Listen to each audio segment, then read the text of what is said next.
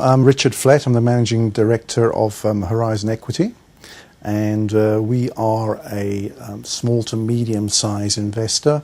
We are on Fund 3 at the moment. We've done a variety of funds in our lifetime, both specialist and generalist. And in fact, what I'm going to be talking about today is an exit from a specialist fund that we raised in 2001, which was focused on technology companies in South Africa.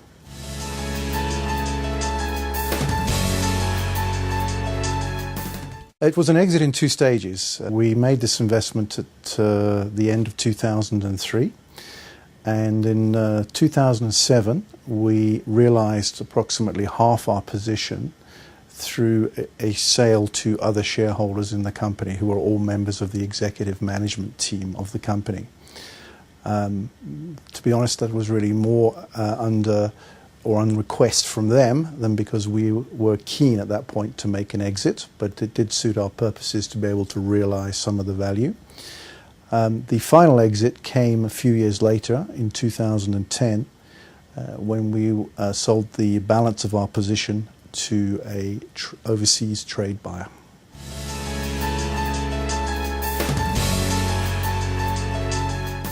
Yes, there were. We decided that we would run a limited auction process to realize the rest of our investment in the company. And we had interest from both local and overseas buyers. We also had interest from financial buyers and from strategic or trade buyers as well. The fact that we were selling a minority stake in the company, at least to begin with, we had a 25% stake at that point, meant that it was a better natural fit for a financial buyer, so we didn't want to exclude them. But it was always our intention through the process to possibly attract a strategic buyer if we could, because we felt that was going to give us a better exit than a financial buyer. Yeah, I mean, no buyer really likes to be in an auction. These processes can sometimes be extremely convoluted, take some time, and there is a risk for any bidder in that process that they'll spend a lot of time and effort and not even get past first base. But as a seller, this is a very good process to try and extract the best possible price and terms from the universe of potential bidders that you have for your investment. One thing we didn't want to do, though, was spread our net too wide. So it was, as I said, a limited auction process. I would imagine we approached no more than sort of 8 to 10 potential companies to buy our stake, and we ended up with about 4 or 5 that showed an interest. We had discussed a listing of this company with management, and they were actually not in favour of doing it. They held the majority of the shares in the company, and they weren't keen on listing. To be honest, it wouldn't have been our preferred option anyway. The kind of market cap that we would have been talking about here is just several hundred millions, which would probably almost certainly have meant that we would have ended up on a junior exchange like the AltX. And there really simply isn't much liquidity in that exchange. So a listing does not produce an exit necessarily, and I think as particularly for smaller companies, it often just leaves you with a position that you have a lot of trouble to trade out of, and it may take a lot of time, it may take another year or 2 years before you can actually trade out of your position following the listing. So that's not really an exit for us.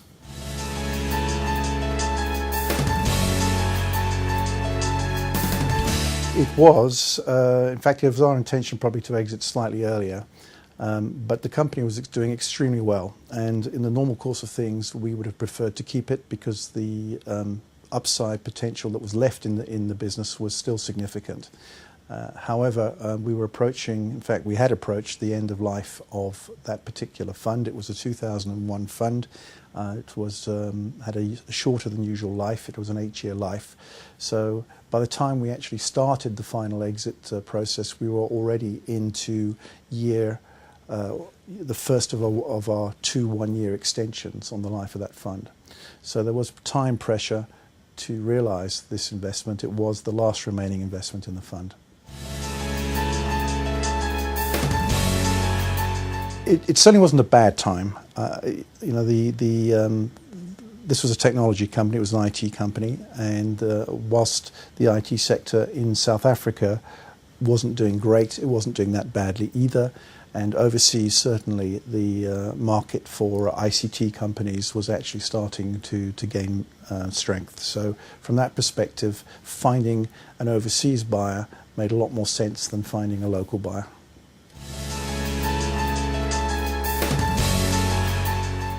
I think exiting a minority position is particularly difficult. Management always holds the keys in any exit process, but they have significantly more influence if they also hold the majority of the shares.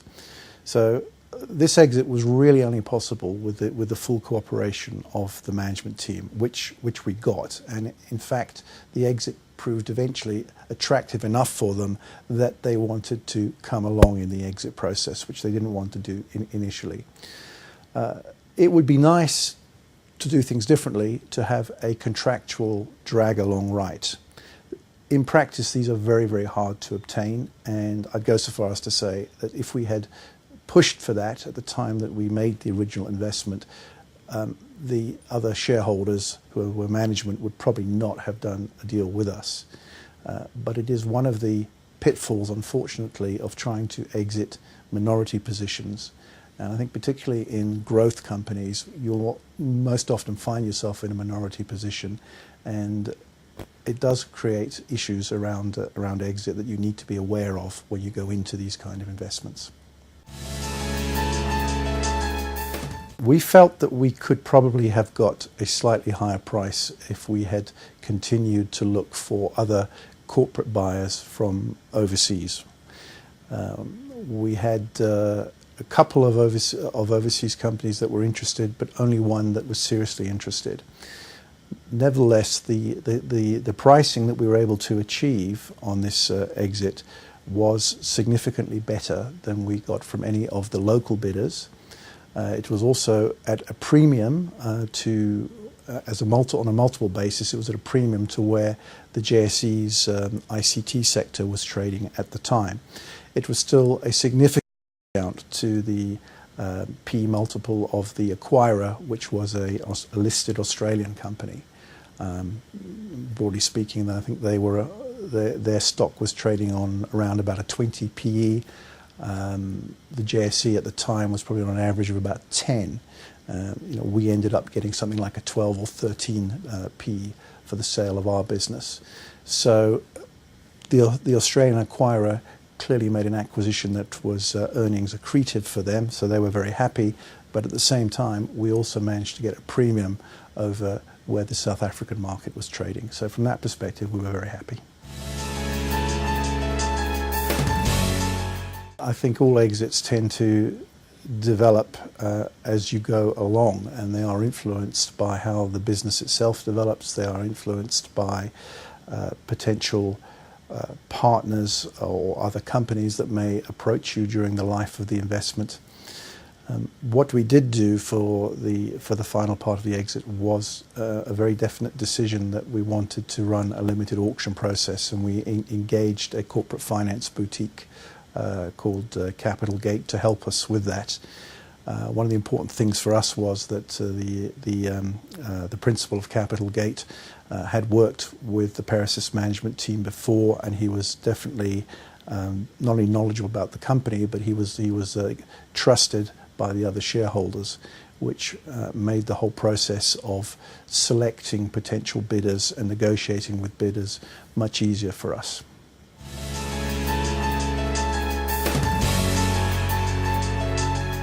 We've generally focused on exits that we think are achievable. You can spend a lot of time, I think, in any business talking to potential acquirers.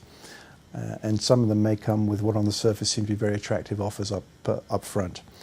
The reality is that, that once the negotiations start to develop with a potential acquirer, you'll soon discover that there are incompatibilities, whether it's around the fit of the business, whether it's around valuation, and more importantly, whether it's around management's aspirations and how they will fit into a new corporate acquirer. So I think you need to be, or we found anyway, that you can spend a lot of time doing prospective work that doesn't actually lead anywhere. Once you've done that, you may come up with only a small number of potential bidders, but you've got much more chance of finalising a transaction with them.